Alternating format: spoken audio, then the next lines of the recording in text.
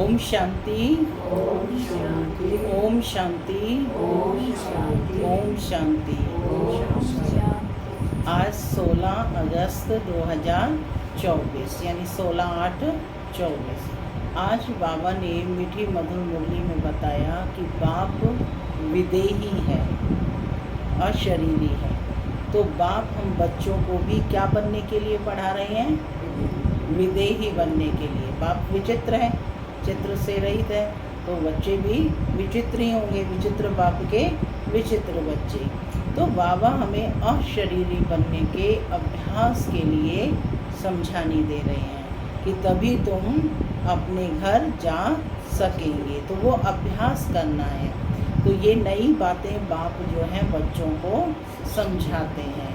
फिर भी बाबा कहते आप बार बार समझाते हैं और बच्चे घड़ी घड़ी भूल जाते हैं, क्योंकि माया के जो तूफान है वो क्या करते हैं? हैरान करते रहते हैं। और बाबा कहता है कि बच्चों इन माया के तूफानों से खबरदार रहो, है ना। तो क्या बनना है? अशरीरी बनने का अभ्यास करना है। बाप ने हमें क्या दिया है? ज्ञान का तीसरा नेत्र दिया है। हमें क्या बनाने आए हैं बाप? समझदार। सुनते हैं आज के डायरेक्ट ईश्वरीय महावाक्य।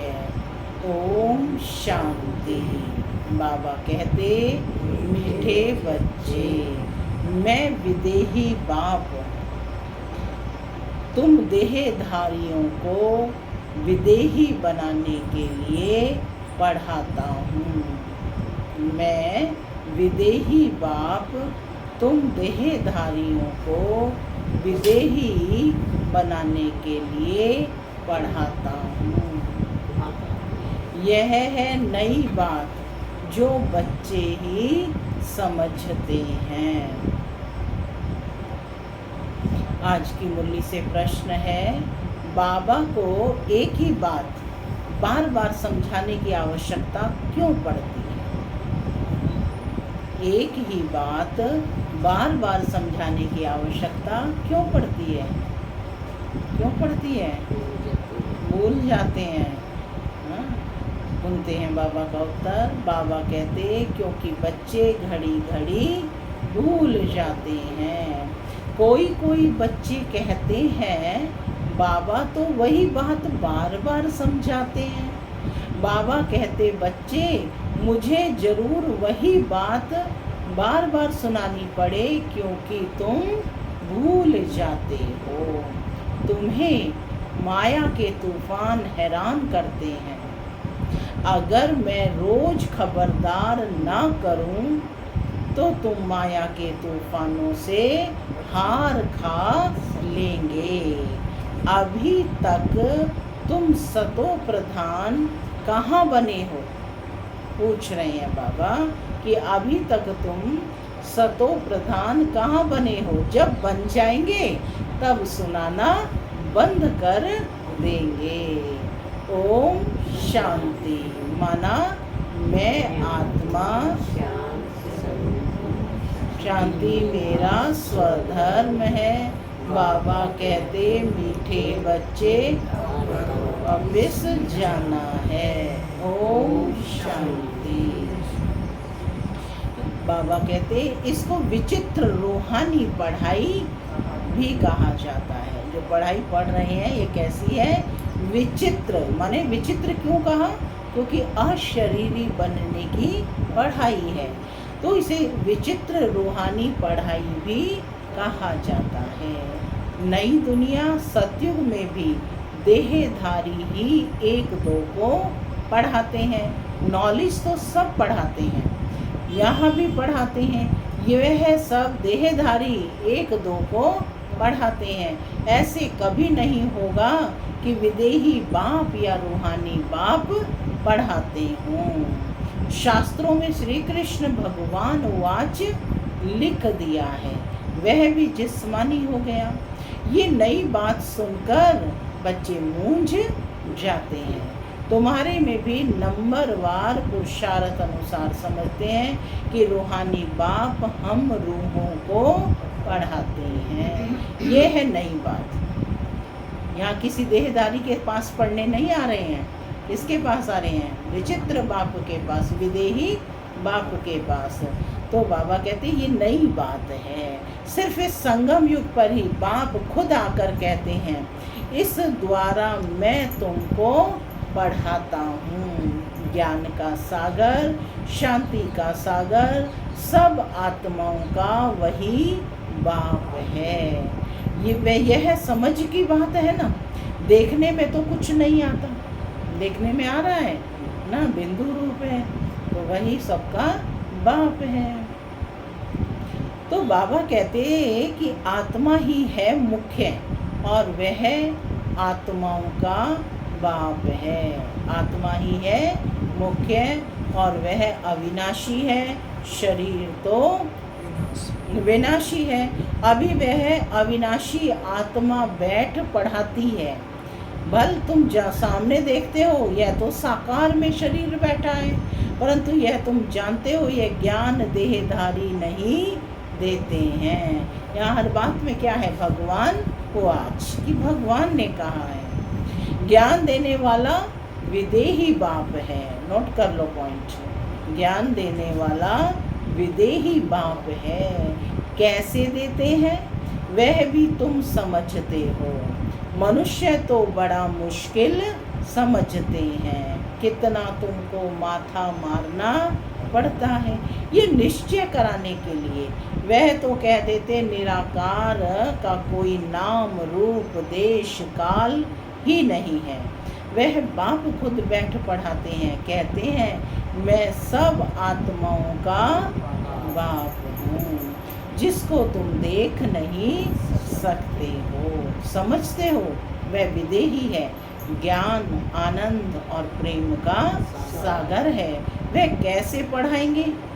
बाप खुद समझाते हैं कि मैं कैसे आता हूँ, किसका आधार लेता हूँ। मैं कोई गर्भ से जन्म नहीं लेता हूँ, मैं कभी मनुष्य व देवता नहीं बनता हूँ। देवता भी शरीर लेते हैं, देवताओं का तो शरीर है ना मनुष्य सदृश।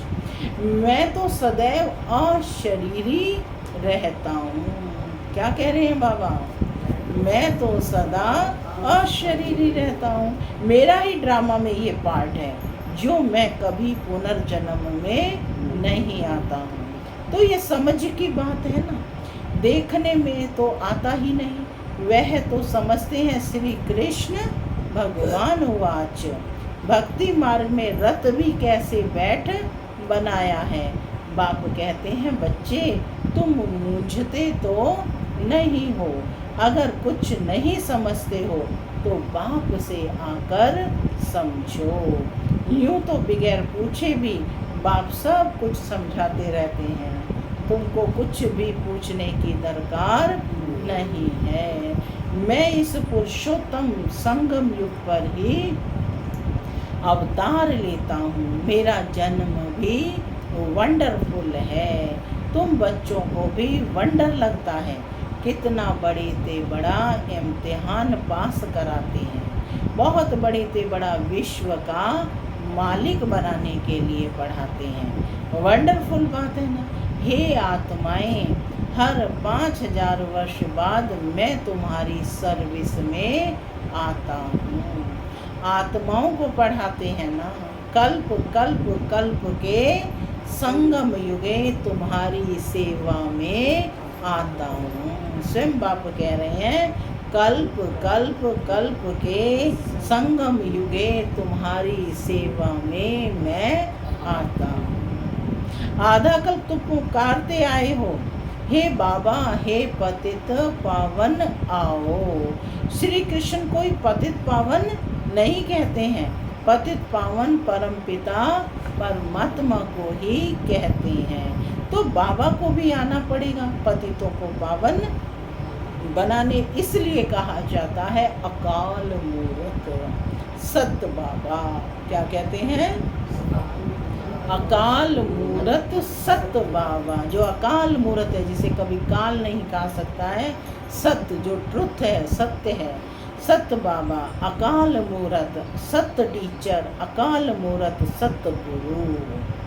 सिख लोगों ने भी बहुत अच्छे स्लोगन हैं, सिख लोगों के भी बाबा कहते बहुत अच्छे स्लोगन है, क्योंकि बहुत बाद का धर्म है ना। परंतु उनको ये पता नहीं है कि सतगुरु अकाल मूरत आते कब हैं। ये भी गायन है कि मनुष्य से देवता किए करत न लगी वार, ये भी इसी में ही है। और कब आकर मनुष्य को देवता बनाते हैं, वही सर्व की सदगति करने वाला है। यह तो पक्का निश्चय होना चाहिए। क्या आकर कहते हैं, सिर्फ कहते हैं मन मना भव। क्या कहते हैं बाप आकर के? हाँ, सिर्फ मन को मेरे मन के साथ, मेरे साथ कनेक्ट करो। उसका अर्थ भी समझाते हैं और कोई भी अर्थ नहीं समझाते। तुमको सतगुरु अकाल मूरत बैठ समझाते हैं इस देह द्वारा कि अपने को आत्मा समझो। तो यह समझना चाहिए। क्या कहा बाबा ने? अपने को अकाल मूरत, हाँ, आत्मा समझो। इस द्वारा बाबा क्या कह रहे हैं? बाप बैठ समझा रहे हैं कि अपने को आत्मा समझो। तो बाबा कहते तो यह समझना चाहिए कि मैं आत्मा कैसी हूँ? अकाल मूरत। विश्व का मालिक बनाने के लिए बाप को आना पड़ता है। तुम बच्चों की सेवा में समझाते हैं, हे रूहानी बच्चों, तुम सतो प्रधान थे, तुम सतो प्रधान थे, फिर तमो प्रधान बने हैं। ये सृष्टि का चक्र, बाबा कहते ये सृष्टि का चक्र फिरता रहता है ना। पावन दुनिया इन देवताओं की ही थी, वह ये सब कहाँ गए? पूछ रहे हैं बाबा। पावन दुनिया थी ना इन देवताओं की, वह सब कहाँ गए? कहाँ गए देवताएं? कहाँ गए देवताएं? हम ही थे। हाँ, तो इसी दुनिया में है, आज मनुष्य रूप में है। तो बाबा कहते कि पावन दुनिया देवताओं की ही थी, वह सब कहाँ गई? ये किसको भी पता नहीं, मुंझे हुए हैं। बाप आकर तुमको समझदार बनाते हैं। बच्चे, मैं एक ही बार आता हूँ, पावन दुनिया में मैं आऊँ ही क्यों? वहाँ तो काल आ नहीं सकता। बाप तो कौन है? कालों का काल है। सतयुग में आने की दरकार ही नहीं।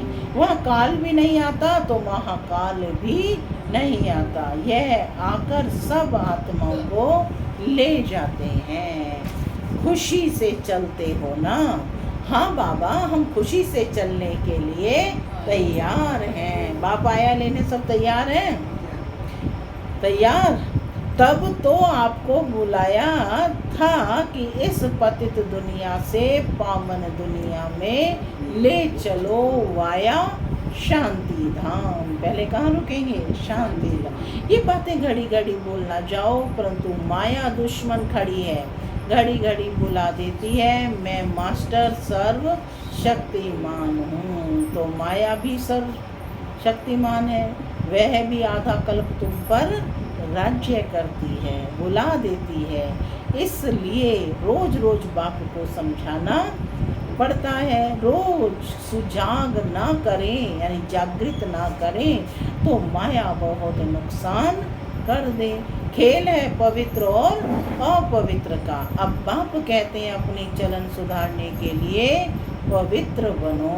काम विकार के लिए कितने झगड़े होते हैं। बाप कहते हैं अभी तुमको ज्ञान का तीसरा नेत्र मिला है, तो आत्मा को ही देखो। इन जिस्मानी नेत्रों से देखो ही नहीं। हम सब आत्माएं भाई भाई हैं, विकार कैसे करें? हैं? हम अशरीरी आए थे, फिर अशरीरी बनकर जाना है। आत्मा सतो प्रधान आई थी, सतो प्रधान बनकर जाना है। कहाँ जाना है? Sweet home. मुख्य है ही पवित्रता की बात। मनुष्य कहते हैं रोज वही बात समझाते हैं, यह तो ठीक है ना, क्या कहते हैं आत्माएं कि रोज रोज वही बातें मुरली में आती हैं। तो बताओ, रोज रोज वही बातें आती हैं तो आपने सबको मान लिया, सबका पालन कर रहे हैं, भूलते नहीं है कोई भी बात, सब याद है। तो फिर क्यों कहते हो कि रोज रोज वही पढ़ाते हैं, भूल जाते हैं, है ना। तो मनुष्य कहते हैं रोज वही बात समझाते हैं, बाबा कहते हैं ये तो ठीक है, परंतु जो समझाया जाता है उस पर चले भी ना।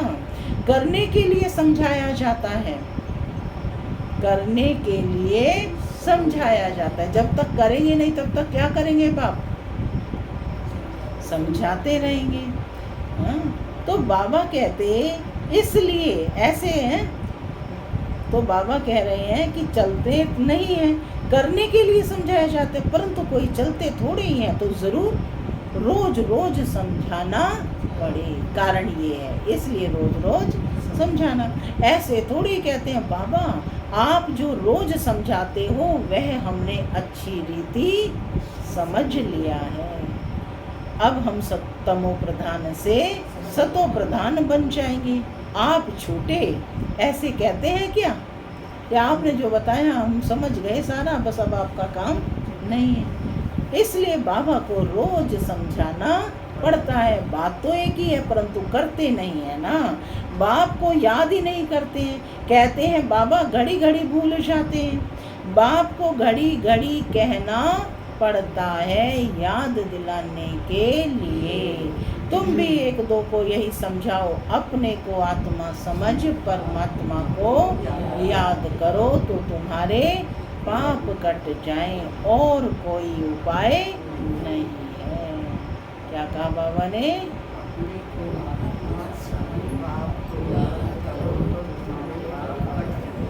और कोई उपाय नहीं। शुरू और अंत में यही बात कहते हैं, पहली बात भी यही है और लास्ट भी यही है। याद से ही सतो प्रधान बनना है। खुद ही लिखते हैं बाबा माया के तूफान भुला देते हैं, तो क्या बाप सावधान ना करे बच्चों को? छोड़ दे, पूछ रहे हैं, सावधान ना करे क्या छोड़ दे? बाप जानते हैं कि नंबरवार पुरुषार्थ अनुसार है, जब तक सतो प्रधान नहीं बने हैं जा नहीं सकते हैं। लड़ाई का भी कनेक्शन है ना, लड़ाई लगेगी ही जब तुम नंबरवार पुरुषार्थ अनुसार सतो प्रधान बनेंगे। ज्ञान तो 1 सेकंड का है, बेहद के बाप को पाया, अब उनसे बेहद का सुख तब मिलेगा जब पवित्र बनेंगे। पुरुषार्थ अच्छी रीति करना है। कई तो कुछ भी समझते नहीं है, बाप को याद करने का अक्ल भी नहीं आता है, कभी यह पढ़ाई तो पढ़ी नहीं है। सारे चक्र में निराकार बाप से कोई पढ़ा नहीं है, तो ये नई बात है ना, पूरे चक्र में पढ़े अब आकर के बाप पढ़ाते हैं। तो बाबा कहते हैं यह नई बात है ना। बाप कहते हैं मैं तो हर 5000 वर्ष के बाद आता हूँ तुमको सतो प्रधान बनाने। जब तक सतो प्रधान नहीं बने हैं तब तक पद नहीं पा सकेंगे। जैसे और पढ़ाई में फेल होते हैं वैसे इसमें भी फेल होते हैं। शिव बाबा को याद करने से क्या होगा? कुछ भी नहीं समझते। बाप है तो जरूर बाप से स्वर्ग का वर्षा मिलना है। बाप एक ही बार समझाते हैं जिससे तुम देवता बनते हो। तुम देवता बनेंगे फिर नंबरवार सब आएंगे पाठ बजाने। इतनी सब बातें ध्यान से सुनेंगे, इतनी सब बातें बुढ़ियों आदि की बुद्धि में बैठ ना सके। तो बाप कहते हैं अपने को आत्मा समझ बाप को याद करो। बस वही शिव बाबा सब आत्माओं का बाप है। शरीर का बाप तो हर एक का अपना अपना है। शिव बाबा तो है आत्माओं का बाप। कैसा है? शिव बाबा तो है, शिव बाबा तो है, बोलो क्या शब्द आएगा? शिव बाबा तो है निराकार। उनको याद करते करते पवित्र बन शरीर छोड़ फिर बाप के पास जाकर पहुंचना है। बाप समझाते तो बहुत है, परंतु सब एक रस नहीं समझते हैं। माया बुला देती है, इनको युद्ध कहा जाता है। बाप कितना अच्छी रीति बैठ समझाते हैं, कितनी बातों की स्मृति देते हैं। मुख्य जो भूले हुई हैं, बाबा कहते हैं उनकी लिस्ट बनाओ। एक बाप सर्वव्यापी की, भगवान वाच मैं सर्वव्यापी नहीं हूँ। सर्वव्यापी तो 5 विकार हैं। यह बड़ी भारी भूल है। बाबा ने कहा ना, भूलों की लिस्ट बनाओ। गीता का भगवान श्री कृष्ण नहीं, परम पिता परमात्मा शिव है। इन भूलों को सुधारो तो देवता बन जाएंगे। परंतु ऐसे कभी कोई बच्चे ने लिखा नहीं है कि ऐसे हमने समझाया कि इन भूलों के कारण ही भारत पावन से पतित बना। वह भी बताना पड़े कि भगवान सर्वव्यापी हो कैसे सकता है। भगवान तो एक है, तो सुप्रीम बाप, सुप्रीम टीचर, सुप्रीम सतगुरु, सुप्रीम बाप, सुप्रीम टीचर, सुप्रीम सतगुरु है। कोई भी देहधारी को सुप्रीम फादर, टीचर, सतगुरु कह नहीं सकते। श्री कृष्ण तो सारी सृष्टि में सबसे ऊंचा है। जब सृष्टि सतो प्रधान होती है तब वह आते हैं। फिर सतों में राम, सतो प्रधान तो श्री कृष्ण आते हैं। और फिर सतों में, त्रेता में कौन आते हैं? राम। फिर नंबरवार अपने अपने समय पर ही आएंगे। शास्त्रों में दिखाते हैं कि सबके विकार ले लेकर गला ही काला हो गया। लेकिन अभी समझाते समझाते गला ही सूख जाता है। बात कितनी थोड़ी है, परंतु माया कितनी जबरदस्त है। हर एक अपने दिल से पूछे। क्या कहा बाबा ने? हर एक अपने दिल से पूछे, हम ऐसे गुणवान सतो प्रधान बने हैं क्या कि देवता बन जाए? ऐसे बने हैं क्या?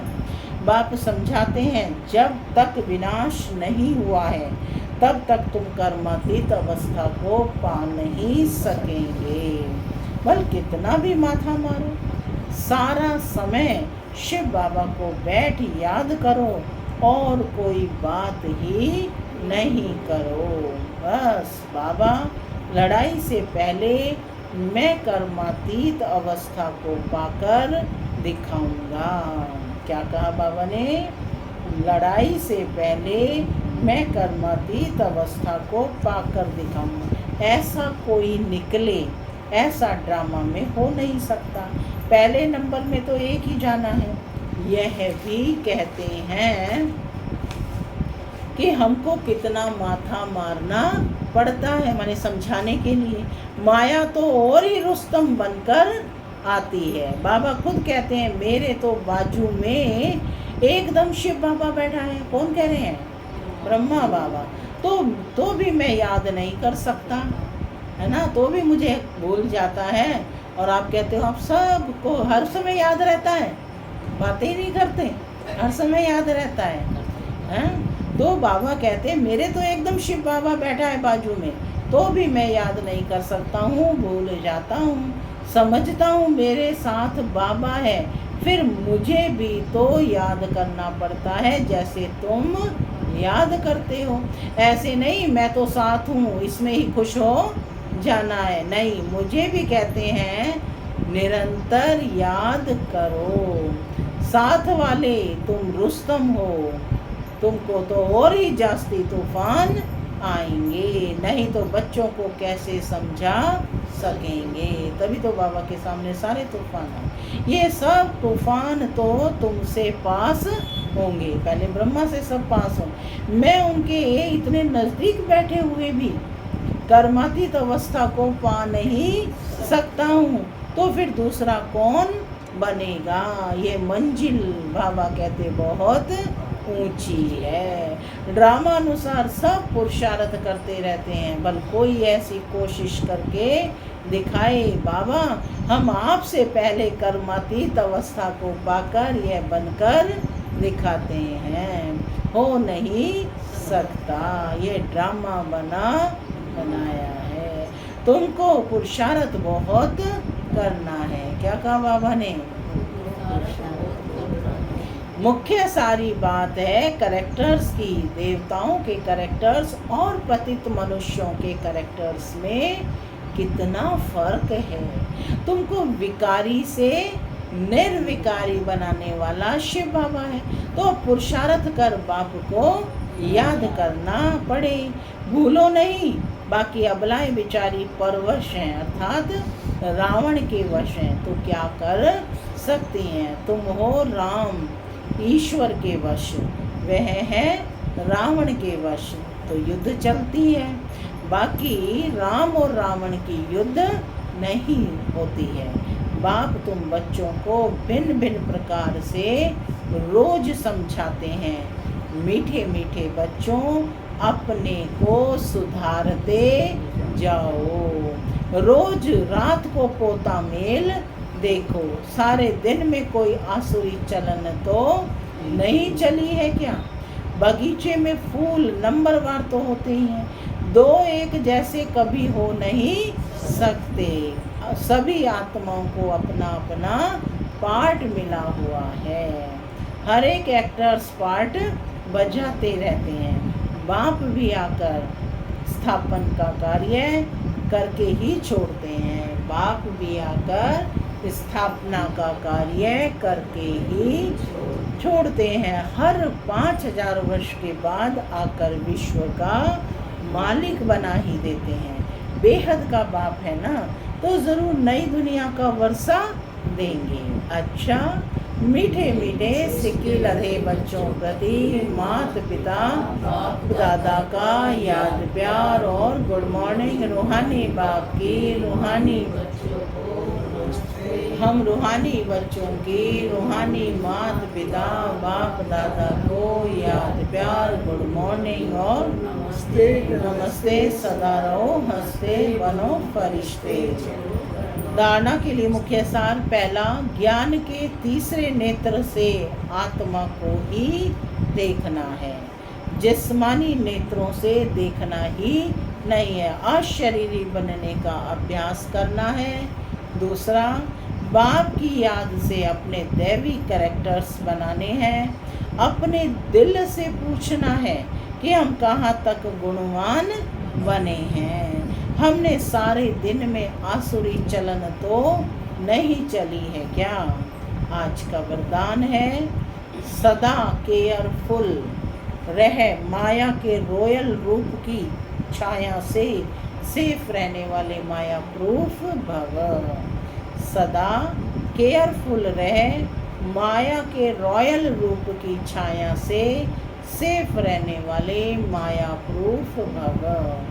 वर्तमान समय रियल समझ को, महसूसता की शक्ति को गायब कर रॉन्ग को राइट अनुभव कराती है। वर्तमान समय माया क्या करती है? रियल समझ को, महसूसता की शक्ति को गायब कर रॉन्ग को राइट अनुभव कराती है। जैसे कोई जादू मंत्र करते हैं तो परवश हो जाते हैं, ऐसे रॉयल माया रियल को समझने नहीं देती है।